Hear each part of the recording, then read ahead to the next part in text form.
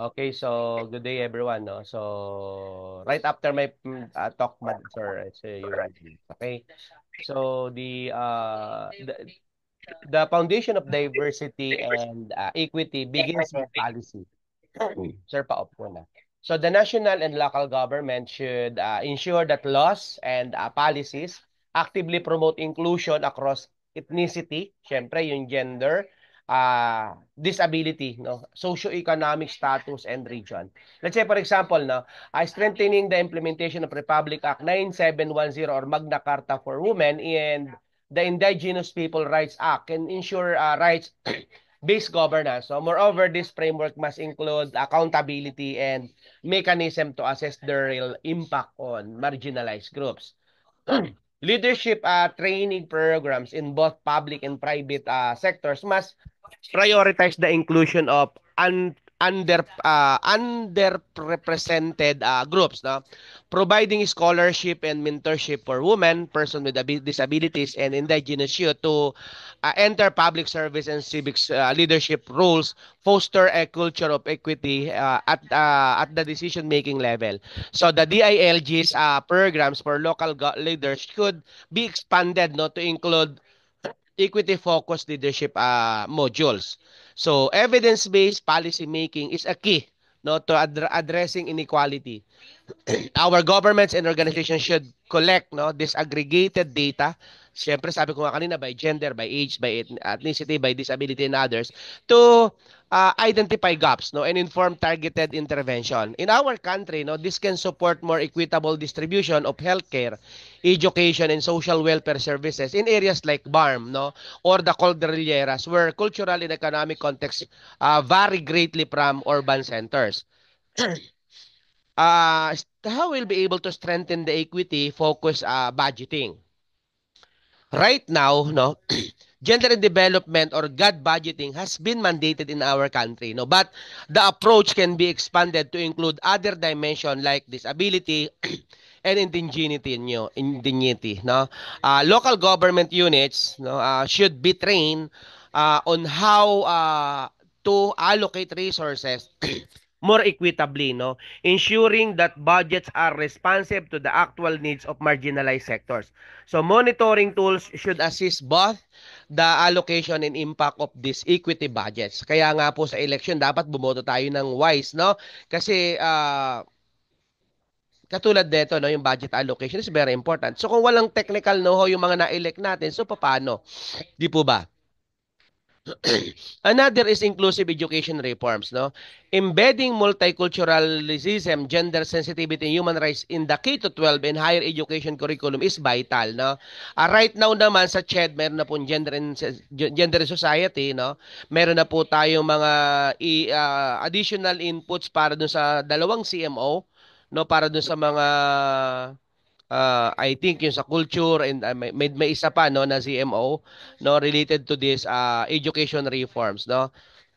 For instance, no, the inclusion of madrasa education in peace studies, no, promotion intellectual or intercultural, no, understanding. So teachers should be trained to recognize bias and foster inclusive classroom environments, no?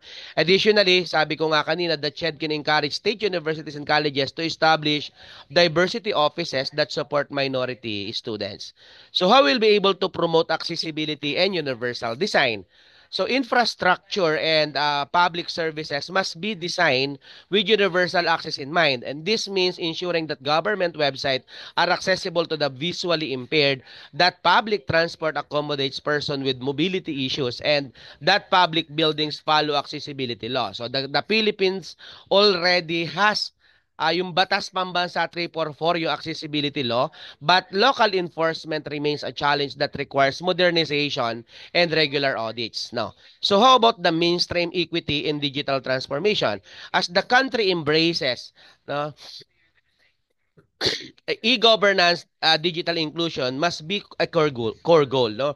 Because rural and marginalized population often lack reliable internet devices and digital literacy. So programs like Department of Information Communication Technology, Tech for Ed, no, center must be uh, must be expanded, no, and localized, no, because e-services should be designed in multiple languages, accessible formats, and mobile friendly, no, version to ensure that no Filipino is left behind. So strengthen civil society and grassroots participation. True diversity and equity are achieved, no, when communities shape the solutions that affect them, no, supporting people's organizations, cooperatives, and local advocacy groups enable participatory governance. In our country, no, NGOs working with IPs, no, urban poor and women's group can serve as a key partners in co-designing government programs, holding official accountable, and sustaining inclusive reforms.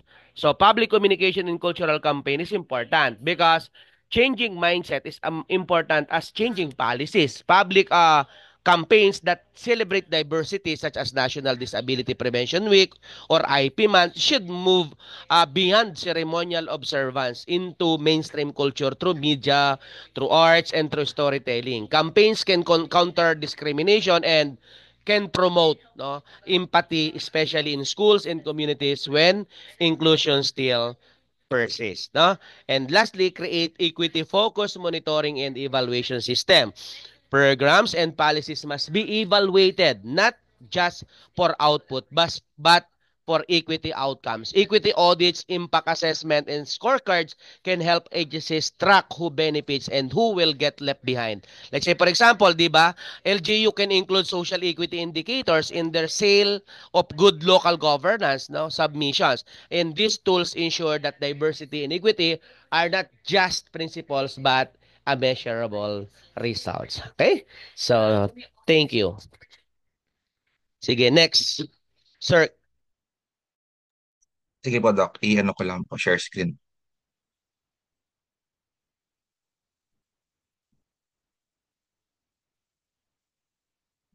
Nakikita na po. sharing pa. Okay, introduce ko lang muna.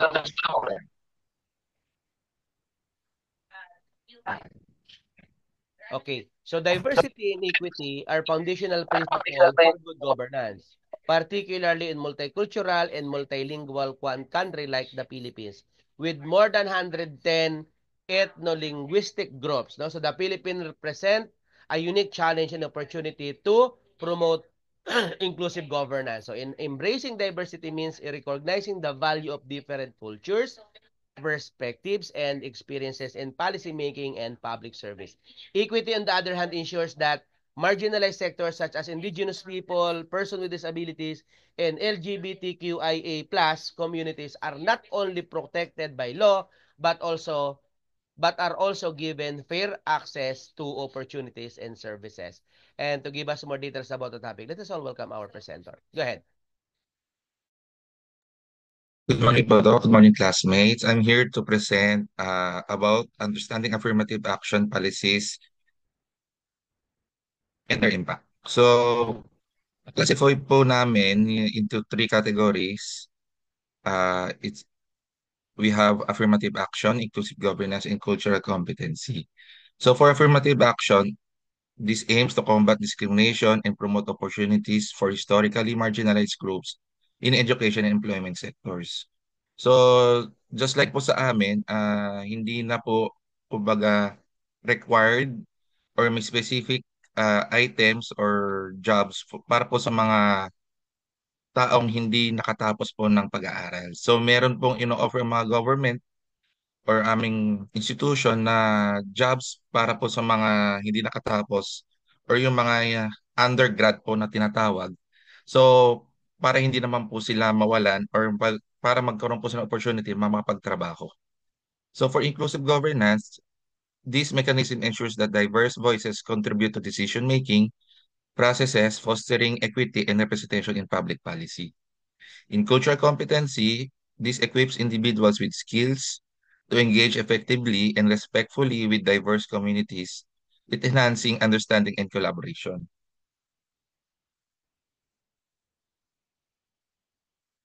So, inclusive governance.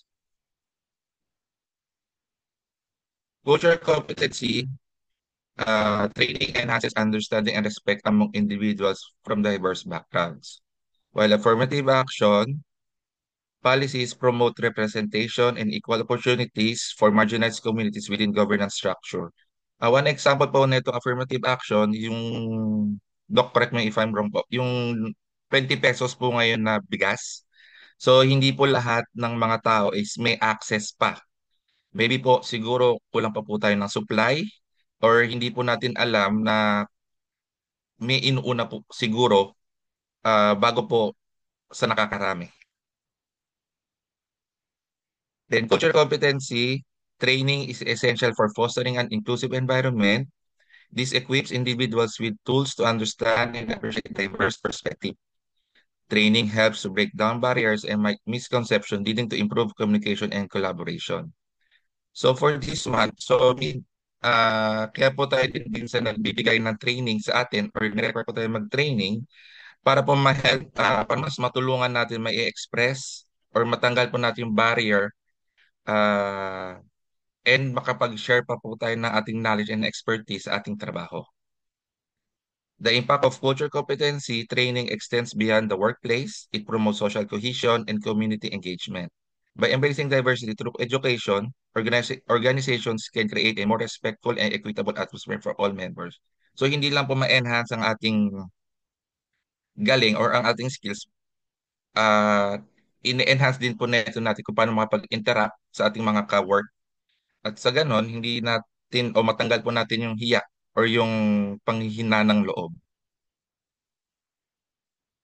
So affirmative actions, policies, inclusive governance mechanism, and cultural competency training are interconnected strategies aimed at fostering diversity and inclusion within organization and society. So in conclusion po, together these strategies can create a holistic framework for building more equitable, inclusive, and culturally aware communities. So diversity is being invented to the party. Inclusion is being asked to dance by Verna Mayers po.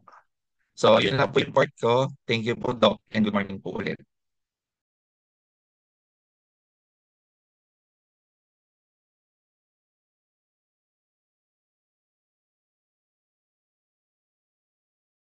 Okay, so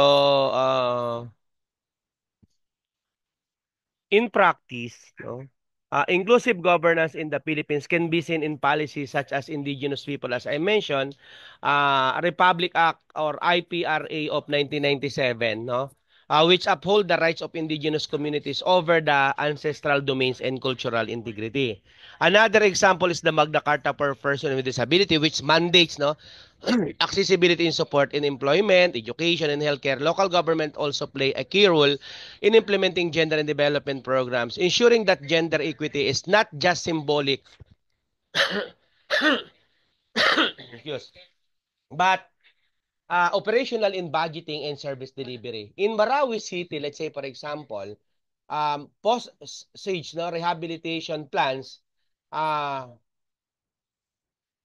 included consultations with Miranao leaders and women's groups, no, reflecting a more inclusive and community-sensitive approach to recovery. Despite these efforts, no, significant gaps still exist because, again, many local policies are not fully implemented and minority representation, no, in governance remain limited.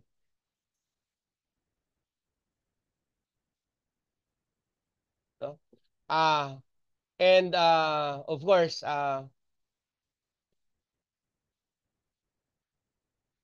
therefore, more capacity building, civic education, and institutional reforms are needed to genuinely promote, no, diversity and equity. For instance, including indigenous knowledge system in environmental policy making or ensuring accessibility in digital public services for rural communities, no, can further bridge the equity gap. No? Inclusive governance must more beyond compliance, no, into empowerment, where all Filipinos, regardless of background, actively participate in shaping the nation, the future. Okay? So I think that's it for